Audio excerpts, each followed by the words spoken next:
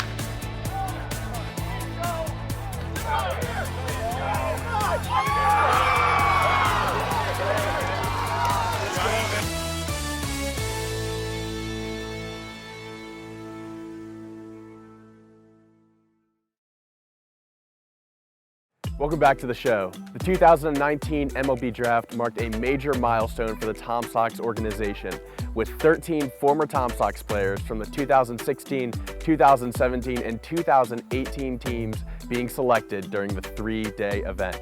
Our very own Tyler Fannin has more on where you can catch these players the next couple of seasons.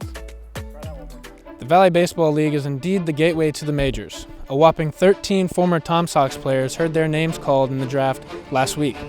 Connor Gillespie from VCU and the Miller School was the first to come off the board for the Tom Sox.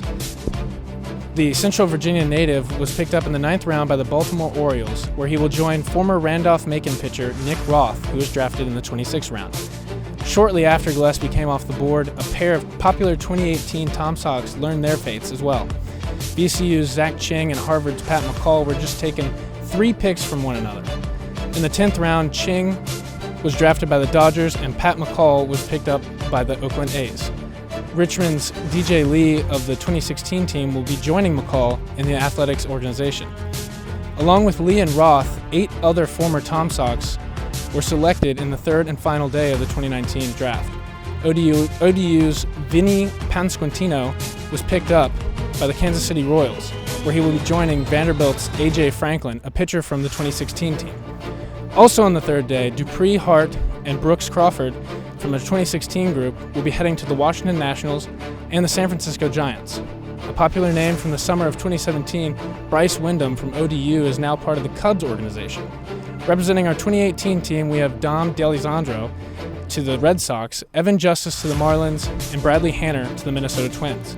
Congratulations to all our draftees, and remember, you always have a home here in Charlottesville. My name is Tyler Fannin, and you're watching Tom Sox Weekly. Thank you, Tyler. In addition to the Tom Sox legends that you just heard about, the paired pitching method has been a major reason for the Tom Sox success in the Valley League the past couple of years.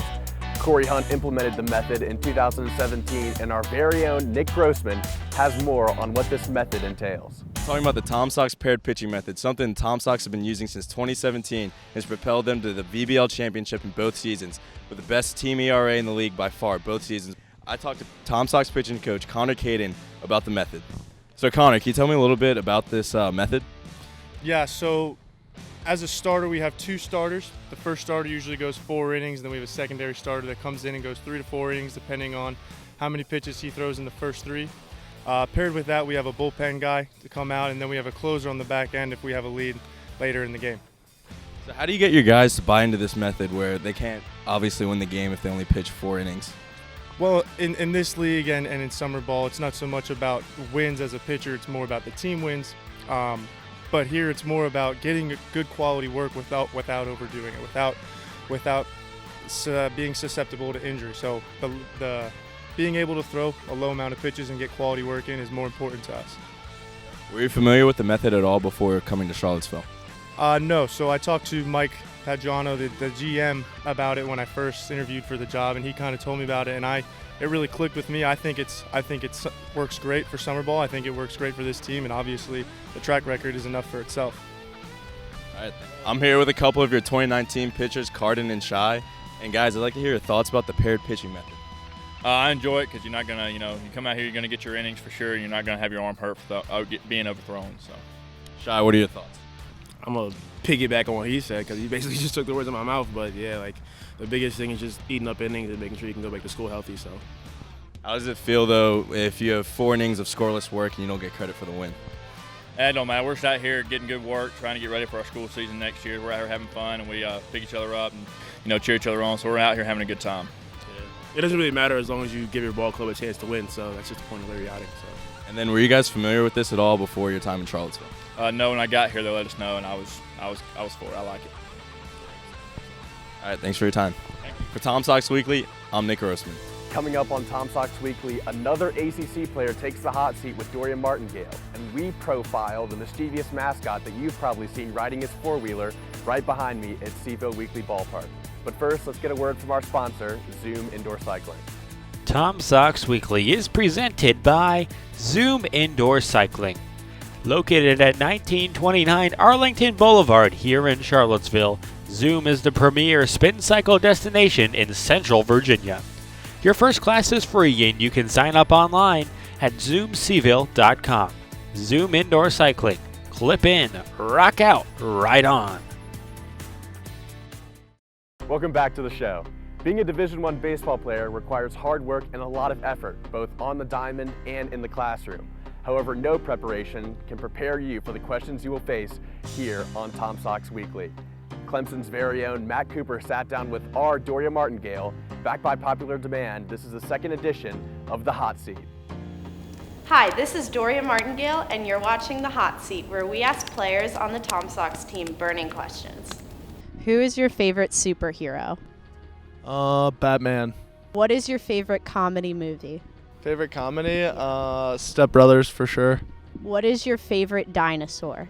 Favorite dinosaur? Pterodactyl. Cats or dogs? Dogs, without a doubt. If you could hang out for a day with one celebrity, who would it be? It's a tough one. There's a lot of celebrities I'd like to hang out with. I'd probably say,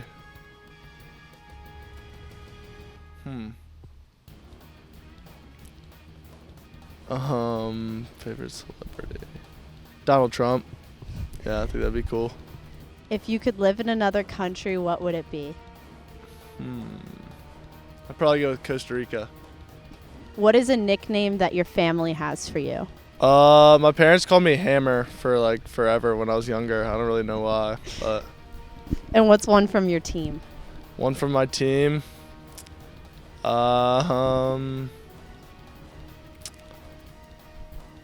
Coop. Probably just Coop. If you could be any animal, what would it be? Be any animal. I'd probably go with a bear. Why a bear? I just think it'd be cool to be a bear, like live in the mountains and just hang out all the time. What's your favorite pickup line? Favorite pickup line? Well, Cole McNamee is the big lady getter, so usually I just say I'm friends with him. So that's been working for me really well. If there are any questions that you liked or questions that you would like to see in the next episode of The Hot Seat, let us know in the comments below. Thank you, Doria. Now, who exactly is Cosmo the Sheepdog? You've probably seen him running around Sevo Weekly Ballpark and the Charlottesville area at community events. We sent our very own Libby Davidson to explore the mischievous character. Cosmo the Sheepdog has been making appearances ever since his unveiling in 1977 in the South Region All-Star Game in Augusta, Georgia. Since then, he's made hundreds of appearances at ball games, but today he can only be found at charitable organizations and the occasional Tom Sox ball game. Today I went around Sevo Weekly Ballpark to see what the people have to say about Cosmo.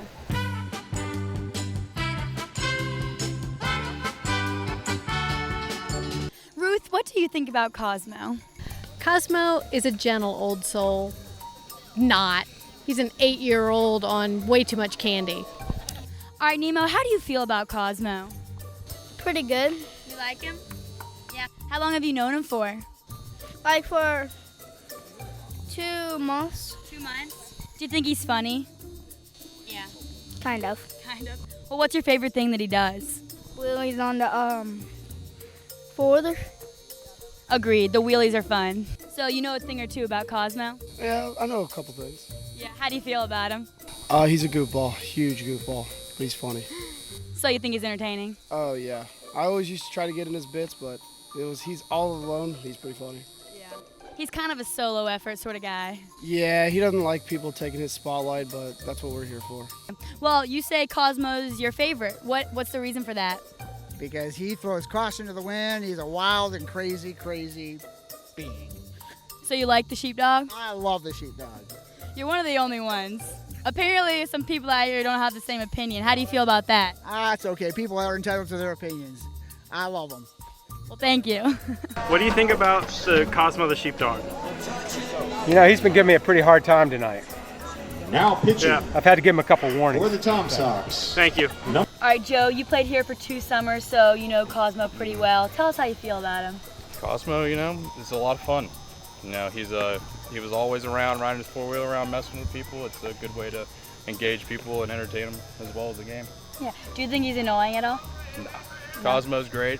Always fun. Always fun. Drew, what is your relationship like with Cosmo the Sheepdog? We don't really speak of it. Cosmo and I have a long and detailed history, and I'd rather not share on camera. So your relationship is more of a hate than love relationship?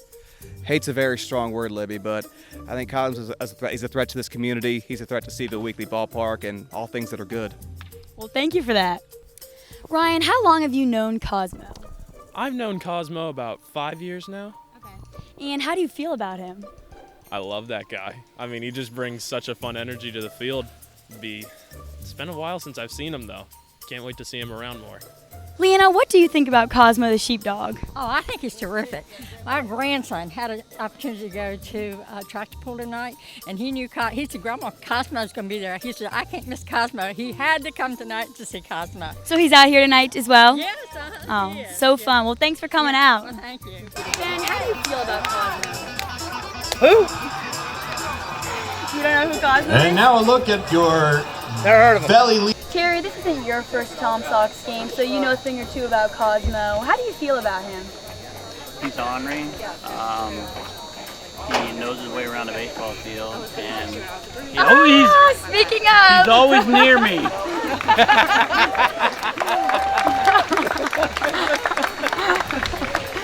Well, there he goes. And that's how I feel about him. Yeah, that about sums it No up, runs, right? no hits, no errors after an inning. Gabe, we heard you know Cosmo pretty well. How do you feel about him? I think he brings a lot to the games, and he gets people out here. He's mildly entertaining sometimes, and I guess people like that every once in a while. What would you say Cosmo's best characteristics are? Somewhere between his dancing and just when you don't really know what he's going to do next. I like it. Thank you. Joby, can you tell us a thing or two about Cosmo the Sheepdog? Sure. Cosmo's been around since 1997. He likes to add flavor and fun to any event he attends. And what is your personal opinion on him? He's annoying. I mean, he just gets in everybody's way. I mean, when he comes to these baseball games, he even pretends like the field is his, not even the players. And then, can you tell us who is under the mask? No. Louis, have you and Cosmo ever gotten in a fight? Maybe so-so. How do you feel about Cosmo?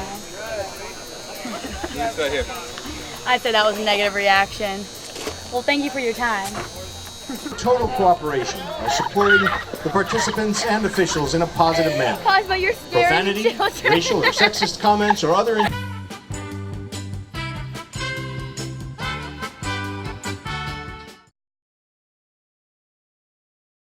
What will Cosmo think of next? Well, before we let you go, let's take a look at what our Tom Sox have coming up the next 7 days.